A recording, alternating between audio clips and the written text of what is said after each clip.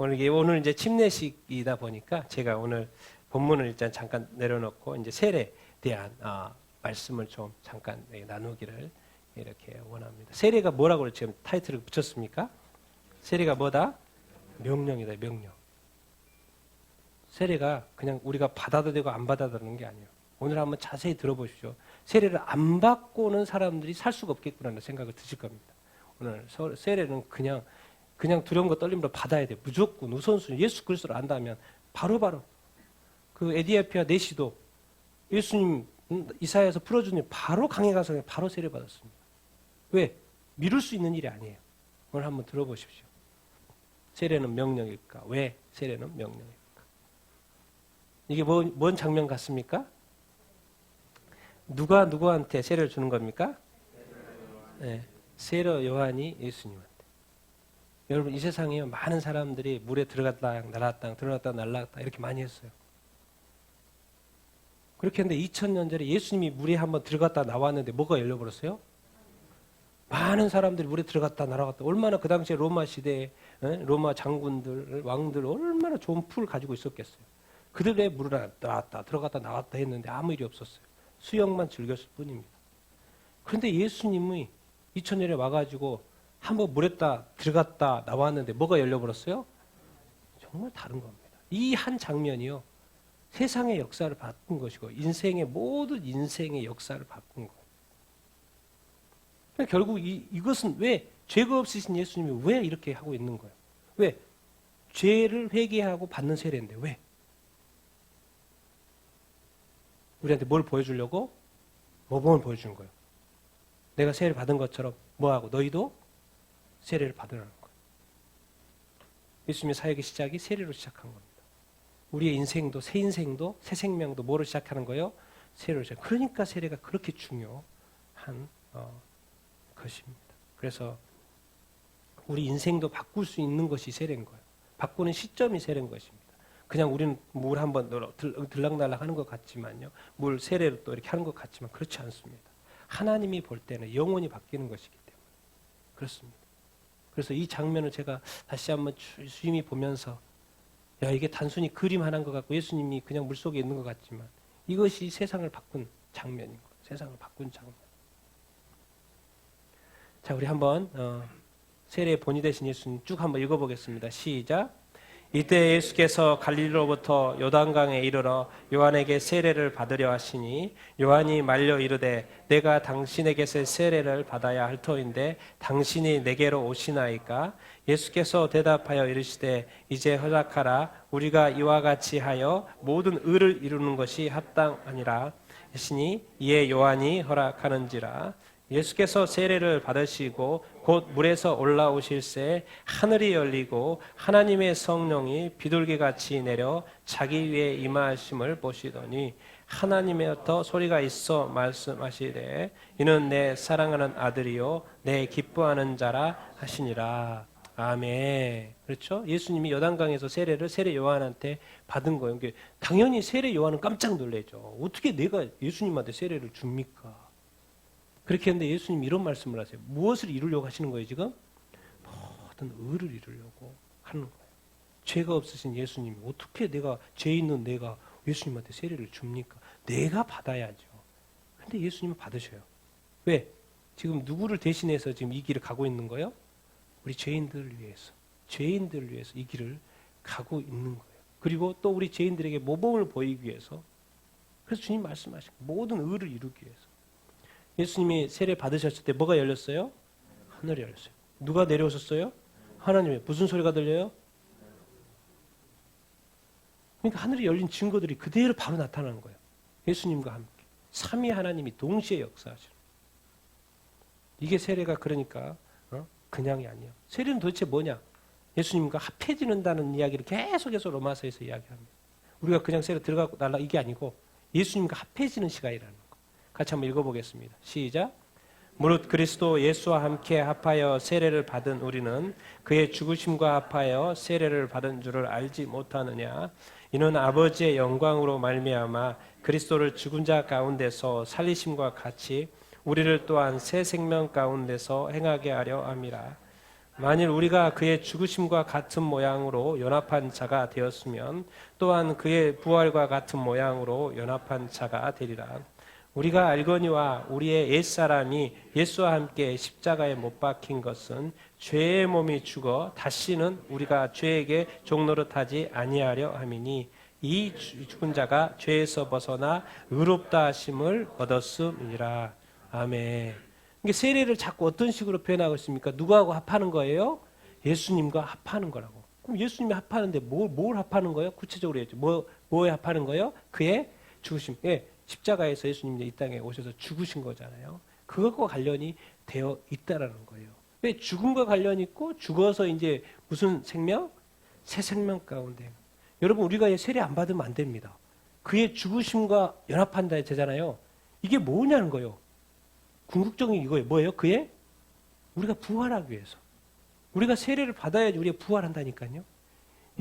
그의 죽으심과 합하 연합된다는 말이 그렇게 중요한 거예요. 자동으로 따라온 게 있어요. 왜? 주님과 연합된 거니까. 그게 뭐예요? 그의 부활과 바로 직결되기 때문에 그렇습니다. 그러니까 중요합니까? 안 중요합니까? 엄청 중요합니다. 우리의 옛사람, 예수 그리스도의 십자가에서 못 박힌 거 맞죠? 무슨 몸이 죽은 거예요? 죄의 몸이 죽어요. 우리는 죄인인 거죠. 죄의 몸이 죽어서 누구한테 더 이상 종노릇하지 말라고? 종노릇하지 말고 죄에게 종노릇하지 말라고. 뒤에서 좀 더 구체적으로 이야기하겠습니다. 자, 또 죽은 자가 뭐에서 벗어나? 죄의 몸이 죽어 우리의 옛사람 죄에서 벗어나.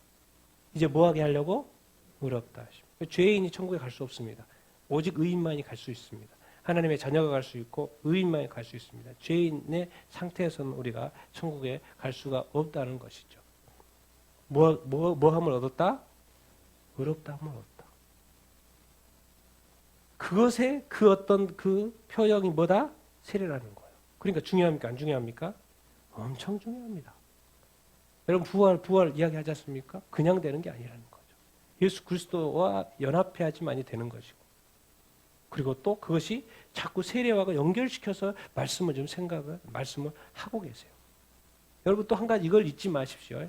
세례는 관계다라는 관점에서 한번 말씀 나누겠습니다. 같이 읽겠습니다. 시작. 예수께서 세례를 받으시고 곧 물에서 올라오실새 하늘이 열리고 하나님의 성령이 비둘기같이 내려 자기 위에 임하심을 보시더니 하늘로부터 소리가 있어 말씀하시되 이는 내 사랑한 아들이요 내 기뻐하는 자라 하시니라. 예, 또 읽었죠? 뭐요?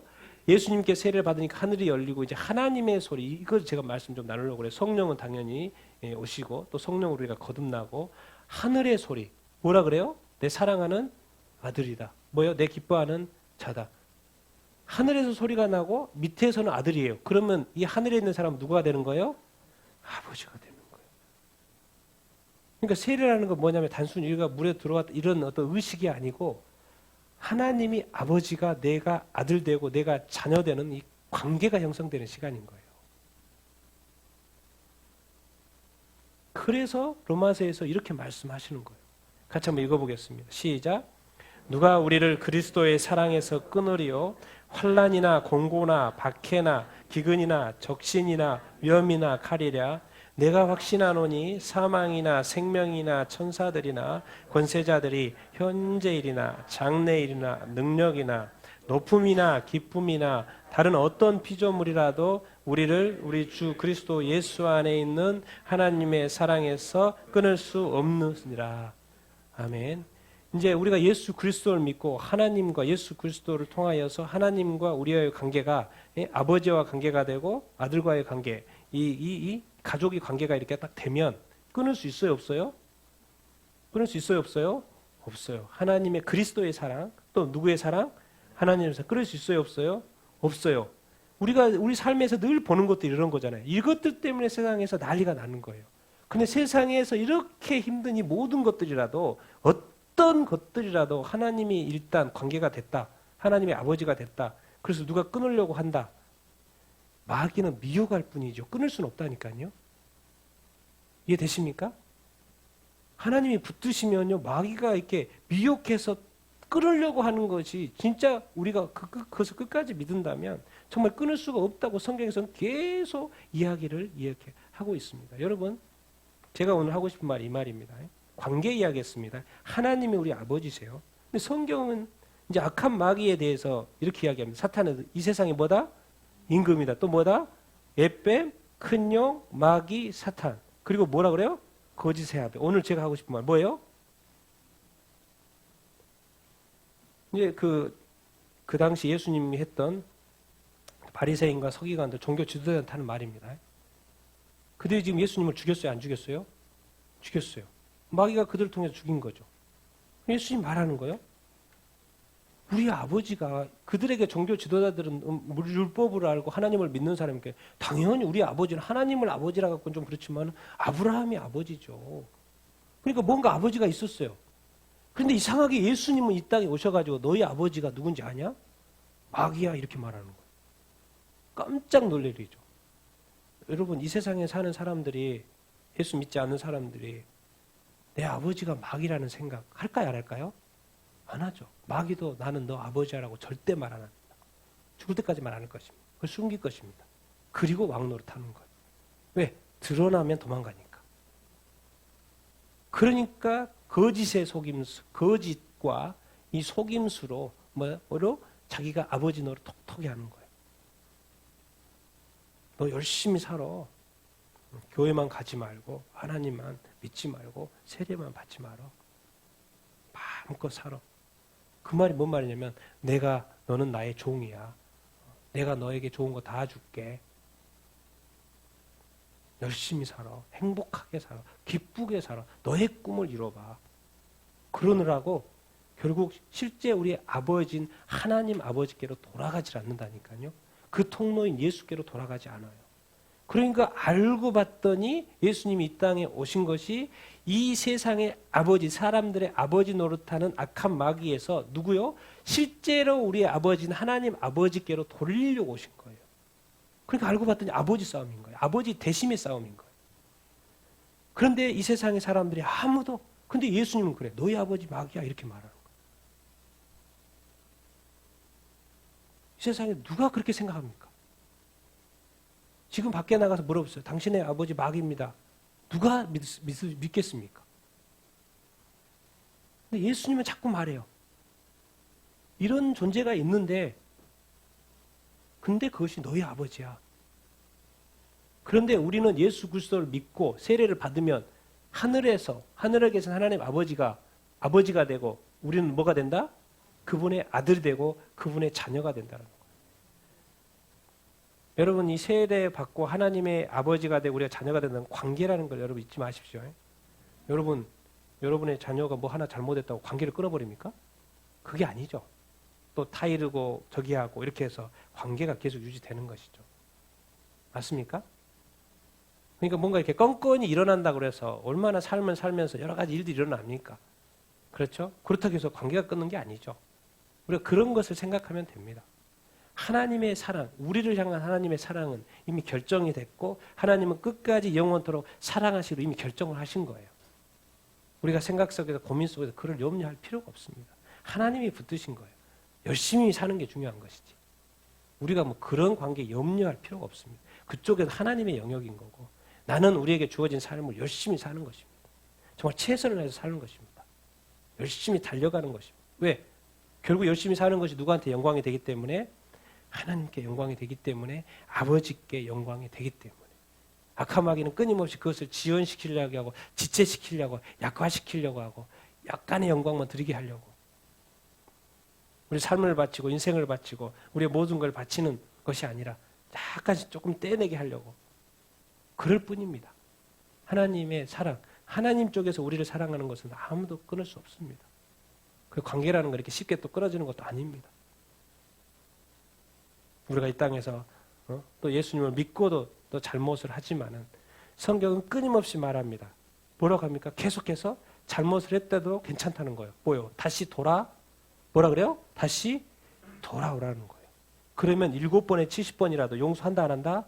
용서한다는 거예요. 하나님이 그렇게 한다고 말씀하시는 거를 제자들한테 가르쳐 주는 거예요. 너도 그렇게 용서하라고 가르쳐 주는 거예요. 그 말은 하나님이 그렇게 하신다는 거예요. 그러니까 우리는 빨리 회개하고 뭐 하면 된다? 다시 돌아오면 그 자리에 계속 있으면 되는 게 아니고 다시 돌아오면 된다는 거예요. 얼마나 우리의 삶을 이렇게 좋게 만들어놨습니다.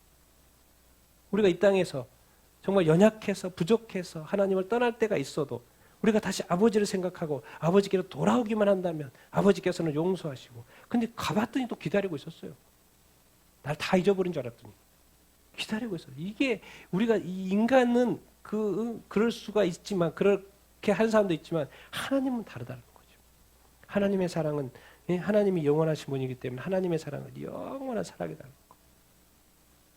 그래서 오늘 이 세례 받는 것이 중요하고, 이 하나님이 영원한 아버지가 된다는 것을 여러분 기억하게 되길 바라고, 또 우리 이미 세례 받은 사람들요, 걱정하십시오. 염려하지 말고. 성경이 맨날 하는 이야기, 걱정하지 말고 염려하지 말라고 하지 않습니까? 하나님이 다 안다고 말씀하지 않습니까? 오히려 성경은 말합니다. 걱정하고 염려하고 주저앉아 있지 말고 먼저 하나님의 나라 의를 구해. 긍정적으로 말하고 아주 적극적으로 오히려 주문합니다. 그것은 네가 신경 쓸 영역이 아니야. 내가 신경 써줄게. 너는 좀 나의 나라 먼저 해라. 주저앉아 있으면 하나님의 나라가 안 되니까. 그렇게 성경은 오히려 더 적극적으로 말을 이렇게 하지 않습니까? 여러분, 이 세례를 우리가 받았고 또 오늘 또 받는 사람이 있지만, 이 세례는 이 관계다라는 거. 하나님과 나의 관계가 형성된다는 거. 여러분 기억하게 되기를 예수님의 이름으로 축원드립니다. 절대 요동하지 마십시오. 절대 요동하지 마. 마귀의 속삭이 있으면 절대 요동하지 마십시오. 그런 건 없습니다. 또 마귀가 거짓말 우리한테 할 수 있어요. 그러나 그때마다 이야기하십시오. 나의 아버지는 누구다? 하나님이다. 그렇게 선포하면 됩니다. 그리고 끝. 간단하게. 그래서 이 세례가 관계라는 것을 잊지 않고, 또 하나님의 아버지 되신 우리 하나님 아버지를 영원히 따라가는 여러분들 되기를 예수님의 이름으로 축원드립니다. 세례의 어떤 진정한 의미가 무엇인가? 같이 한번 읽어보겠습니다. 시작.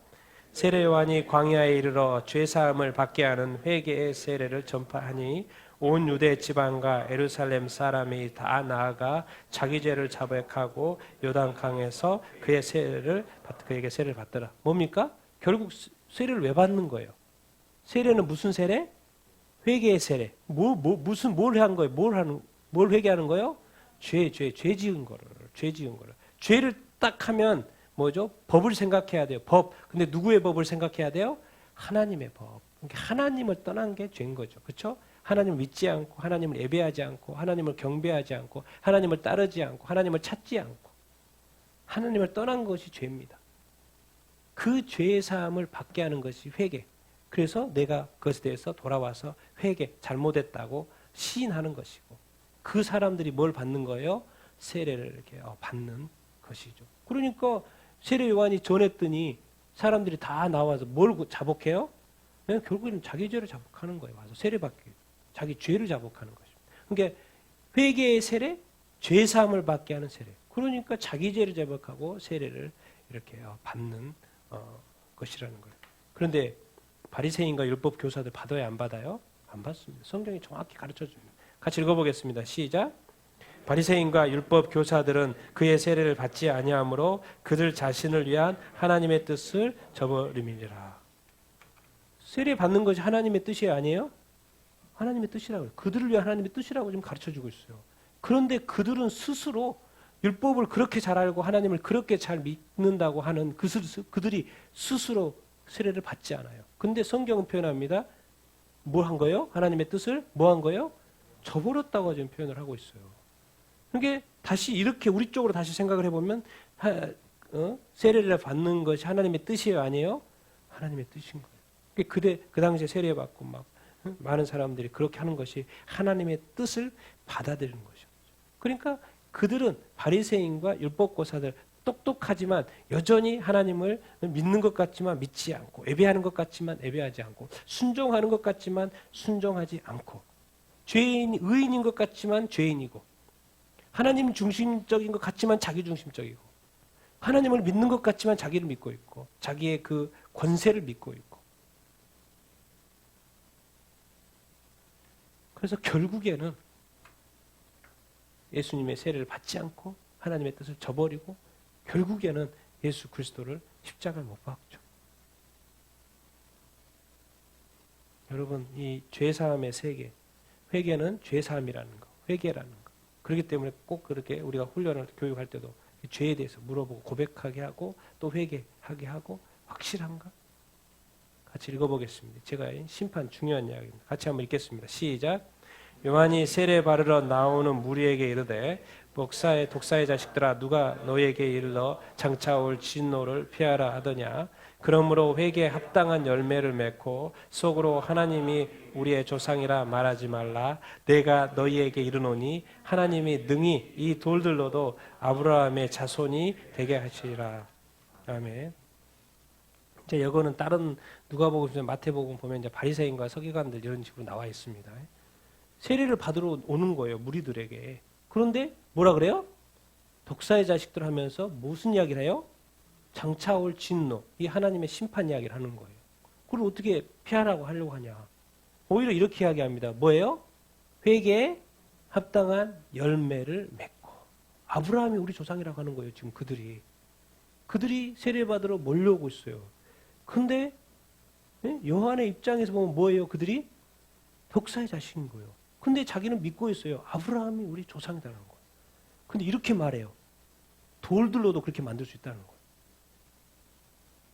지금 이렇게 말하는데 하나님 입장에서 이렇게 말하는데도 자기는 아브라함이 여전히 자기 조상이에요. 근데 나는 여전히 신앙생활 잘하고 있다는 거예요. 내가 이 정도 하는 것은 괜찮다고 생각하는 거예요. 하나님은 좀 자꾸 저렇게 반대로 막 이야기하고 있는데 우리가 그런 소리를 들을 수 있고 우리의 삶을 들을 수 있고 회개를 했다면 거기에 합당한 뭐가 나타나야 된다? 열매가 나타난다. 회개만 하고 끝. 회개만 하고 끝. 회개만 하고 끝. 돌아왔다 다시 가고 돌아왔다 다시 가고 돌아왔다 다시 가고 주님 회개합니다. 끝. 다시 가서 또 했고 돌아와서 또 회개합니다. 끝. 가서 회개하고 끝. 알고 봤더니 회개만 반복하고 있는 거. 뭐 없는 삶을 사는 거예요? 회개에는 뭔가 합당한 게 있어요. 뭐로 나타나야 된다? 열매를 낳아야 된다. 근데 예수님 이 표현, 이 말씀을 한번 보십시오. 같이 한번 읽어보겠습니다. 시작. 요한이 그들에게 대답하여 이르되 나는 물로 너희에게 세례를 베풀거니와 그는 성령과 불로 너희에게 세례를 베풀 것이요 손에 키를 잡고 자기의 타작마당을 정하게 하사 알곡은 모아 곳간에 들이고 쭉정이는 꺼지지 않는 불에 태우시리라. 여러분 세례를 이야기하는 장면입니다. 지금. 그런데 이상하게 이것이 덧붙여져요. 세례 요한이 말하는 거예요. 세례 요한이 나는 물세례, 그는 성령과 불세례. 그러면서 이 말이 붙여져요.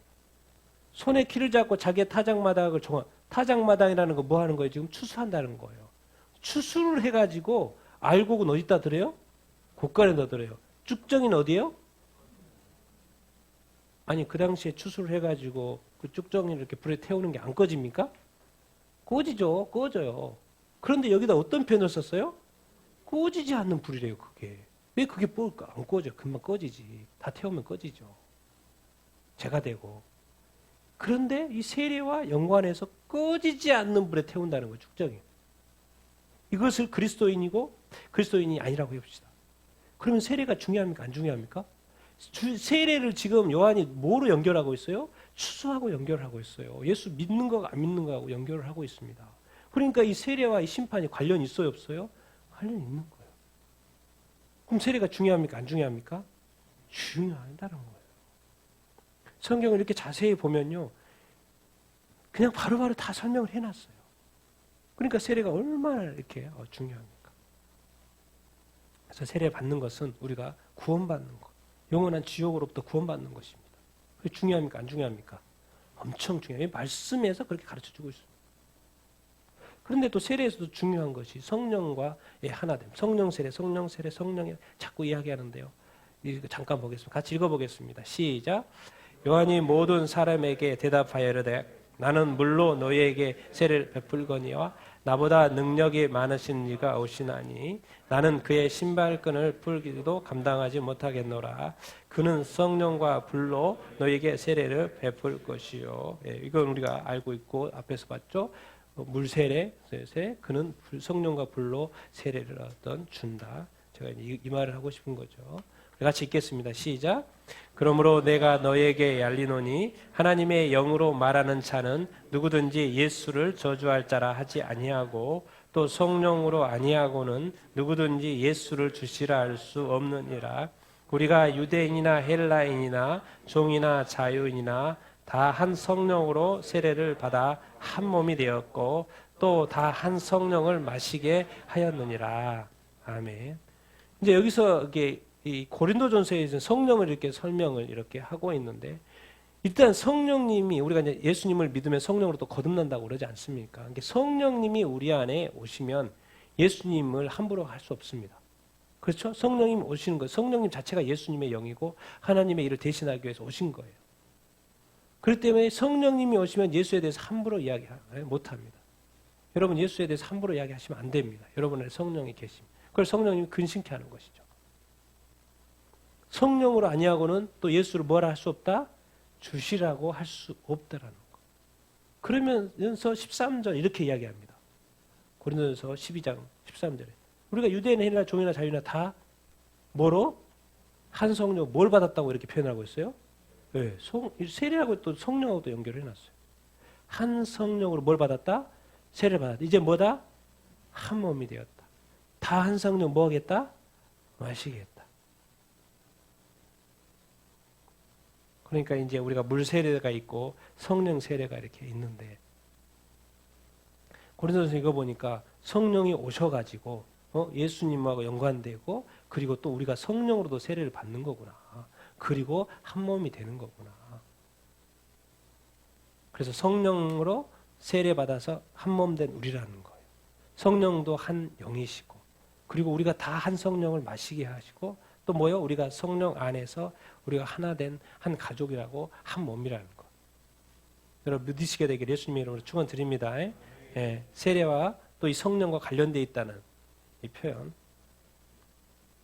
그런데 왜 우리가 세례를 받아야 되는가? 명령이기 때문에 그렇습니다.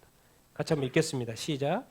예수께서 나와 말씀하여 이르시되 하늘과 땅의 모든 권세를 내게 주셨으니 그러므로 너희는 가서 모든 민족에게 제자를 삼아 아버지와 아들과 성령의 이름으로 세례를 베풀고 내가 너에게 분부한 모든 것을 가르쳐 지키게 하라. 볼지어다 내가 세상 끝날까지 너희와 함께 있으리라. 아멘. 주님이 마지막, 이 마태복음 마지막 말씀이죠. 너희는 가서 모든 민족을 뭘 삼아라? 제자를 삼아라. 제자를 삼는데 두 가지 하라 그러죠. 아버지와 아들과 성령의 이름을 뭘 주고? 세례를 베풀고. 주님의 명령인 거예요. 세례는 주님의 명령이기 때문에 우리가 이렇게 세례를 받는 것입니다. 그리고 너희가 너에게 분부한 것을 가르쳐 지키게 하라. 세례는 명령이다 아니다? 명령이다. 그러니까 우리가 세례 받는 것은 주님의 명령에 뭐 하는 거예요? 순종하는 것일 뿐입니다. 그래서 순종 받아서 우리가 세례를 이렇게 받는 것입니다. 세례 받는 것이 내가 받아도 되고 안 받아도 그런 게 아닙니다. 주님의 명령에 순종하느냐 순종하지 않느냐의 문제인 거예요. 그리고 순종하는 자는, 또 세례를 받는 자는 알아야죠. 내가 뭐가 되는 것이다? 주님의 제자가 되는 거구나. 그것까지 알면 얼마나 더 좋겠습니까? 제가 마지막으로 하고 싶은 말 이겁니다. 세례는 뭐예요? 우리만의 잔치가 아니고 뭐예요? 하늘 잔치인 거예요. 성경에서 가르쳐주고 있습니다. 세 표현을 볼 텐데 같이 한번 읽어보겠습니다. 시작. 너희 중에 어떤 사람이 양 100마리가 있는데 그 중에 하나를 잃으면 99마리를 들여두고 그 잃은 것을 찾아내기까지 찾아내지 아니하겠느냐. 내가 너희에게 이르노니 이와 같이 죄인 한 사람이 회개하면 하늘에서 회개할 것 없는 의인 99으로 말미암아 기뻐하는 것보다 더하리라. 이 세상의 일이, 교회가, 우리 사역이 뭐 해야 되냐면 뭐 하는 거예요? 그 잃은 것을 뭐 하는 거예요? 찾아내는 사역인 거예요. 그러니까 바쁜 거예요. 여기도 가야 되고 저기도 가야 되고 왜 찾아내러 다녀야 되니까. 바쁜 거예요. 도대체 누구를 찾는 거예요? 잃어버린 거. 잃어버린 것이 뭐예요? 죄인 한 사람. 그러니까 여러분이 사람들을 대할 때 그냥 보지 마십시오. 그냥 우리가 낯선 사람이라도 그 사람이 하나님을 찾는 사람이라니까요. 그 잃어버린 자라니까요. 하나님을 찾는 사람이요. 죄인 한 사람. 뭐 하기를 원한다? 회개하기를 원한다. 보십시오. 그러면 하늘에서 회개해야 될 것은 나음보다 뭐 한다? 하늘에서 뭐 한다? 기뻐한다. 기뻐하는 것보다 더 한다 그랬으니까 하늘하고 기쁨이 연결되어 있어요? 안 돼 있어요? 기쁨이 연결되어 있죠. 자, 두 번째 읽어보겠습니다. 시작. 내가 너희에게 이르노니 이와 같이 죄인 한 사람이 회개하면 하나님의 사자들 앞에 기쁨이 있느니라. 두 번째 비유인데 죄인 한 사람이 회개하면 하나님의 사자들 어디가 있어요? 하나님 보좌 앞에 하나님 앞에 있겠죠. 뭐가 있어요? 죄인 한 사람이 회개하면 기쁨이 하나님의 하늘에 있다 없다? 있다라는 거예요. 근데 더 놀라운 표현 이런 표현이 있습니다. 성경에. 같이 읽어보겠습니다. 시작. 그러나 귀신들이 너희에게 항복하는 것으로 기뻐하지 말고 너의 이름이 하늘에 기록된 것으로 기뻐하라 하시느니라. 이거는 뭐냐면 70명의 제자들을 파송을 해가지고 귀신 쫓는 권능 주고 해가지고 우와 가서 우리가 귀신도 쫓아내고 막 와 정말 대단했습니다. 그렇게 돌아와서 막 보고를 하는 거예요. 막 너무 흥분돼가지고 내가 왜 주님처럼 해본 거예요. 지금 막 귀신도 쫓아내고 병든 자도 낫고 막 엄청난 권능을 행하고 이렇게 온 거예요. 그러니 막 너무 흥분된 상태로 오고 있는데 오히려 주님은 차분한 이야기를 합니다. 그랬냐? 이렇게 말도 안 해요. 그거는 당연한 거고 진짜 중요한 건 뭐냐? 너야 너. 너야 너. 뭐요? 귀신들이 너에게 항복하는 거 그것까지 잽이 안 되는 게 있어. 뭐요? 너의 이름이 어디에 기록됐다는 거요? 하늘에 기록됐다. 그걸로 기뻐하라는 거예요. 우리가 세례를 받고 구원을 받으면 그게 뭔가 하늘에는 기록이 된다는 거예요. 확증이 된다는 거예요. 얘는 나의 아들, 나의 자녀, 세례받은 나의 자녀. 너희 이름이 하늘에 기록되는 것을 뭐하라? 기뻐하라. 그러니까 이 구원받고 돌아오고 회개하는 것이 하늘에서 기쁘다 안 기쁘다? 다 기쁘다고 지금 연결돼 있어요. 하늘잔치라는 거예요. 지금. 쉽게 표현해서 우리가 이렇게 모여 있는 것처럼 하나님이 뭐라 그래요? 천사들한테 다 모여. 다 모여. 너희들 지금 다 모여. 지금 저기 더 글로리교회에서 지금 3명이나 올라. 이 세상에 천하가 있는데 그것보다 더 귀한 것이 한 영혼인데 세 천하가 올라와. 세 천하가. 지금 오늘이 그 사람이 세례받는 날이야. 다 모여 지금 준비. 빵빠레 준비하고 폭죽 준비하고 하늘에서 지금 잔치가 났다니까요. 하늘에서 기뻐해요. 성경이 다 가르쳐주고 있어요. 한 영혼이 회개하고 회개했다는 표징으로 뭐를 받는 거예요? 세례를 받는 거니까. 그것이 외적인 증거 아닙니까? 그걸 제가 공개적으로 지금 그렇게 하는 거 아닙니까? 그러니까 세례에 대해서 물러날 수 있어요, 없어요? 물러날 수 없습니다. 특별히 지금은 마지막 때입니다. 여러분 세례의 기회가 몇 번 남을지 모르겠지만 정말 여러분들은 진짜 마지막 때 세례를 또 받는 거예요. 그러니까 이것만큼 또 귀한 것이 어디가 있겠습니까? 최고의 난리입니다. 지금 하나님께서 하늘에서 기뻐합니다. 여러분 진짜 기쁨으로 세례받게 되기를 바랍니다. 그리고 절대로 물러서지 말고 이 세례를 받고 내가 의인됨을 지키는 여러분들이 다 되기를 예수님의 이름으로 축원드립니다. 그리고 이 시간에 정말 나 때문에 하늘에서 하나님이 기뻐하시고 하늘이 기뻐하고 하늘이 난리 났구나. 하늘의 잔치가 일어나고 있구나. 여러분 믿으시게 되길 바라고 또 오늘 또 우리 먼저 또 구원받은 사람들 또 오늘 세례받는 사람들 또 많이 축복해주는 여러분들 다 되기를 또 우리에게도 잔치가 되는 날이 되기를 예수님의 이름으로 축원드립니다. 아멘.